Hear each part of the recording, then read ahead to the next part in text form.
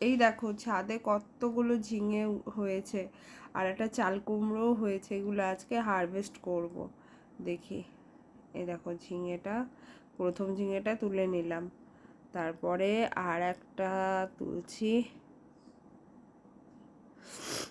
আমি এক হাত দিয়ে মোবাইল ধরেছি বলে এরকম সমস্যা হচ্ছে। এটা 3 নম্বর ঝিঙে, আর এটা এটা 4 নম্বর ঝিঙে। আর এদিকে দেখো একটা হয়ে আছে, এটাও তুলে নেব।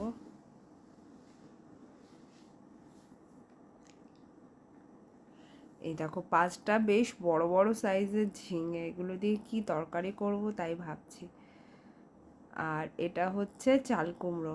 চাল কুমড়াটা আমরাই কাঁটা জুইসটা দিয়ে তুলে নিচ্ছি। এত কচি চাল কুমড়ো, গাছের চাল কুমড়োগুলো এত মিষ্টি হয় কি বলবো। দেখি এটাকে মাছের মাথা দিয়ে রান্না করা হবে। দেখো কতগুলো